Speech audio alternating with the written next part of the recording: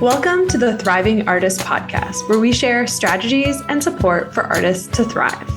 We know that the art world can feel like a lonely place, and we want to provide a network of support, impactful strategies, and an abundance of encouragement to help you grow your authentic art career. We're your hosts. I'm Jamie Smith. And I'm Kaylin Butine, and we are also the co-founders of the Thrive Together Network, a community of female and non-binary identifying artists and artists who are caregivers. We truly believe in community over competition, and we're so glad you're here. Enjoy this episode.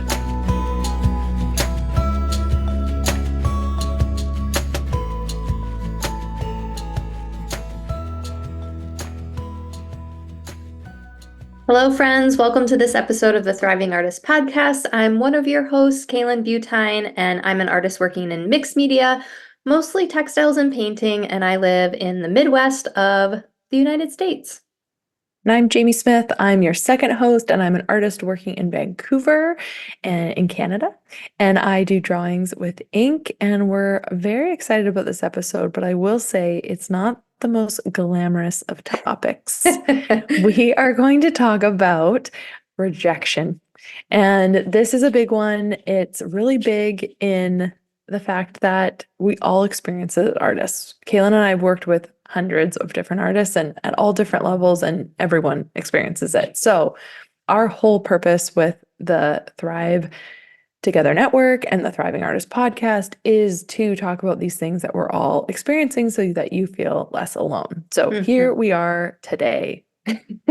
Why have we not talked about this before or more often? Like, we all experience rejection, but it was time. Like you said, it's not sexy, but it's something that we all, experience and need to process. And I know that I always feel this like sense of like I can breathe when I see another artist or I hear from another artist who has shared about rejection, because it just feels like this thing, like it's like one of those things in the art world that we're like all holding our breath, like keeping these like things inside that we're like experiencing and we're not sure. And then like somebody else is transparent and you just feel like you can like breathe when you see like, oh, me too. It's like this breath of like, yes, I experienced this too, and it's so hard. And like, now let's process and talk about ways to like deal with this. So I just want to say at the top of this episode that like most of you who know us know that we're pretty like solutions based, and we often have like 10 steps to everything. And this is a very nuanced conversation. We did kind of think about a process that you can go through to help you deal with rejection, and that is like sort of the topic of this episode, is how to care for yourself and how to work through the feelings of rejection. But we totally understand that this is not like something that is tidy. It's very nuanced, and we just hope that when you're in the moment experiencing rejection, maybe you will realize that we all experience it, because we're all artists and we're sharing here today that we certainly experience it. And also that, there are some things you can do to help you move forward as you experience it. So do you want to start us off, Jamie? Definitely. Well, the first one is very near and dear to my heart because I think it is so important in most aspects of our life, is to acknowledge the loss and acknowledge the experience of feeling disappointed. And that is to grieve. So it's letting yourself just really sit in that before trying to move on and come up with an idea and trying to like basically soothe yourself into the next step. But grief actually helps us because it gives us time to sit in it. And what you're really grieving is this plan you had for yourself, this opportunity that was going to change things. And I know there's especially one application that I've done about 4 years in a row, and I've gotten rejected every time. And I feel like I always have to sit in and be like, but I thought this was going to happen next for me. And I thought I was going to go here and do this. And they're big feelings, and it is a real thing to grieve. So don't sell yourself short and just say, oh, on I go, take that moment. Yeah, and I think in the process of grieving, it's really important to not just keep it in your head, but to actually speak out loud, whether that's with a friend or writing it in a journal, like transfer those thoughts of grief from your head to something outside of your body, whether that's, like I said, like sharing it with somebody, sharing it with a community. Like the Thrive Together Network is a very safe space. We talk about those kinds of things, or processing it on paper. I just, in many aspects of our life, I think that's one way that we can move through grief, is to transfer it like outside of our head and onto some other way outside of our bodies. I think that's important. So the second thing that we want you to think about in how to recover after rejection is to give yourself time and space from that specific thing. And this may seem like an obvious one. This may seem like something that you do intuitively, but I also think it's something you could do very intentionally. Like when you get stung by a bee, taking the stinger out is something that you need to do. Like it's a step in the process of helping you heal from that sting, right? And for me, like I think of, whatever organization or gallery that you were rejected from, Jamie, for those 4 years, like maybe unfollowing that gallery for a while, like giving yourself a boundary between the place that you've experienced rejection and like your actual time and space, like protecting yourself, I think is like really good. Like I know for me, there's a gallery in the Midwest that I've applied to 3 or 4 shows from and gotten rejected. And so I have just gotten off their newsletter because, it's like I'm just gonna give myself some space, and I know of that gallery. I'm not gonna forget about it, and I'm gonna like try again at some point. But I think giving yourself time and space from whatever it is that you've experienced rejection from can help you in your recovery process. Definitely. Another big one is to recover from rejection is to ask for feedback. And that's where we're kind of jumping into like the action step part of this and sort of the like, here's a solution. And but it really doesn't work unless you've had time to grieve and you've put some space aside to like process your feelings, because it's hard to read that feedback. But I have done it. Sometimes you can't do it. Sometimes they actually say they won't give feedback, or it's just not an appropriate space to ask for it. But feedback has really pushed my practice and really pushed me to think differently about my work, and really added a lot to my work. I actually would say, when looking back on it, none of the feedback has like taken away from my work or made me stumble. It's actually like pushed me in. I felt very determined to move forward, and then added in, because a lot of these jurors are, art professionals and have really Mhm. good insight. Like it's almost like Right, having your critique. And if you think about it that way, it's like a free, free to critique to push your work. right. And that has worked for me. So I like that step. But you can only really move forward in a positive way if you're ready to hear it and you've done kind of the like time and space and grief before. Yes, I mean, I think that is, again, we're not trying to give you a perfect solution, but I do think we have thought about like what are the steps to Hmm. processing, that rejection, and grieving in time and space should probably come before asking for feedback for sure. Because Yeah. I know I haven't been in a good headspace where when I've received feedback on my work, and I only, just get defensive, right? And Yeah. I can't like really process it.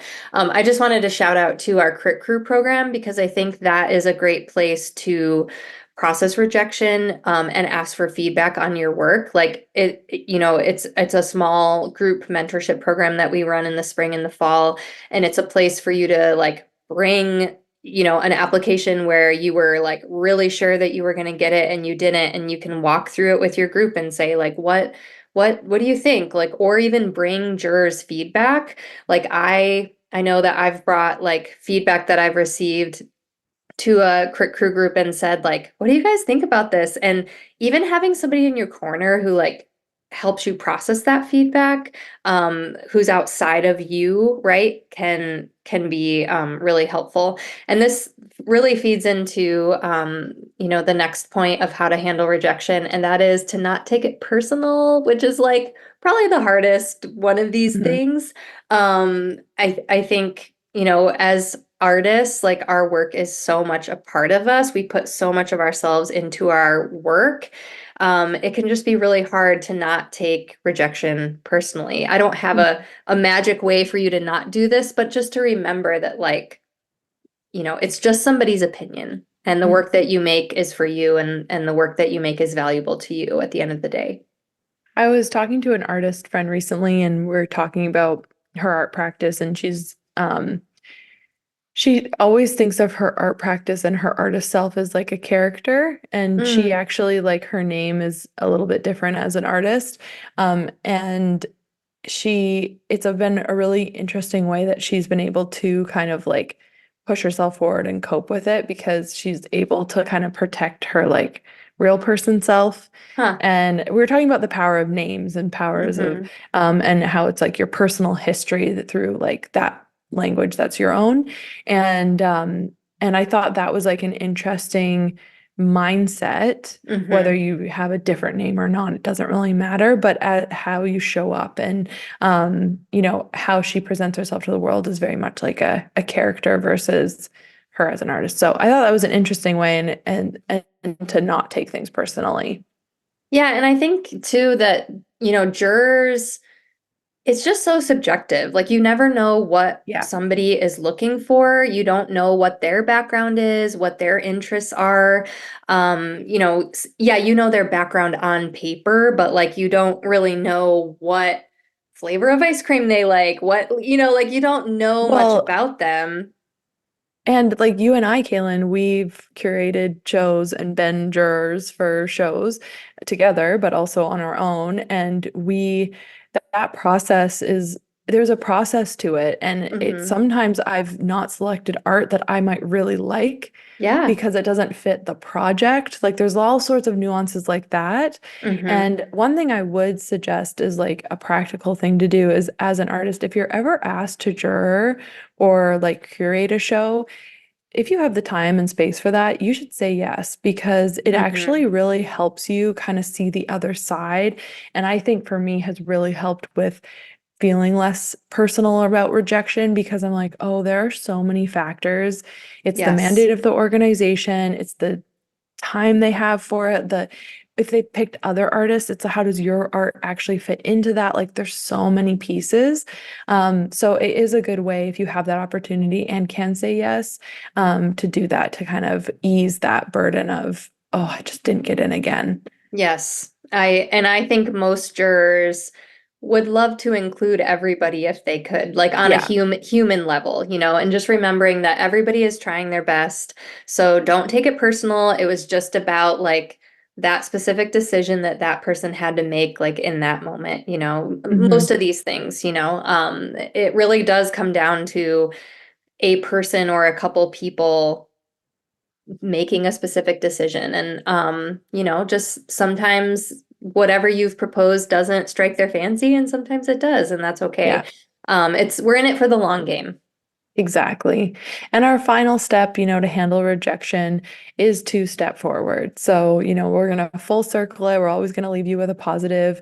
But we asked you to stop and grieve and make space. And then it's kind of once you've gone through this process is to really move forward because that is the only way to actually defeat rejection is Mhm. to continue to make work, to continue putting it out there in the world. But I will say, you know, I'm going to go back to my example, 4 years of being rejected. And it was actually my husband said to me, he's like, don't apply this year. Like, Mhm. don't put yourself through it. And I was like, right away, of course, my reaction was, I'm not giving up. Like, they don't know what's coming, blah, blah, blah. And then I've kind of sat with that. I'm not sure what I'm going to do. I actually have to apply in the next kind of month here. But I kind of liked that idea too of just not Mhm. applying and not Mhm. going through it. And in some ways, it can open up to other applications maybe this year and Right. other opportunities. And I don't know, it was kind of this novel idea to me. I was like, oh, yeah, I just have the choice to just like not do that again and then Yes. maybe do it another year. I probably will still apply knowing myself, but I give you the option, dear listener, that you are in control and you can decide what's a good fit for you. So, Yes, you are the boss of your art yeah. career. I also think too that really connecting it back to like the why, right? Like we do all that sort of work in the Thriving Artist Map and like the kind of prompts that we ask our community each week, but like why is that specific application or that goal for your art career so important to you, Jamie? And like what other ways could you achieve that? Like you can, it doesn't have to be like that one thing has to be the solution. Like Mm-hmm. if there's something specific, like you're looking to connect with interior designers or like whatever, like there's other ways to achieve that goal. And I think that's part of stepping forward sometimes is just like recognizing when maybe you aren't a great fit for that thing, but you still have a goal that application like, wanted was kind of your solution for that goal. And like what other, like you just need to change your approach, I guess, Mm-hmm. I think that's part of stepping forward is thinking through like, why is that thing important to me? And what am I going to change about my approach? So, Mm-hmm. Yeah, and we again always come back to it's a journey and it's the most unique kind of path I think that you can pick almost on the planet right now because it's so we're so unique little butterflies, but then we're trying to all apply for these same things and we're trying to do mhm. all these, all these opportunities. Yeah. So it's hard and It's we hard. acknowledge that and having other artists around you. I know we always come back to this at the end of these podcasts, but they always come back to community because that Yeah. is going to help so much in this feeling of rejection, having these conversations. I feel better and I feel more empowered about this coming up application, having this conversation with you, Kaylin. So Yes. if you want to have more of these conversations, again, we are a membership program. We're for female identifying and non-binary artists, and we welcome you as you are. We are definitely all about talking about these ups and downs of the creative path and community is what I think that's the thread we've always seen is Yeah. that that's the way for me I've gotten back on my feet after these things and shown up again because it's other people who get it. So if you're Mhm. interested in that, you head to thrivetogethernetwork.com or reach out to us anytime on Instagram at Thrive Together Network as well. And you're the best. We're so happy you're here. Yes, you are not alone in your rejection. We are here feeling it with you. But also we believe in the power that you have to step forward, and process and move on. As always, we are here for you. We are cheering you on, and we just really believe in the work that you are doing as thriving artists. Thanks for listening.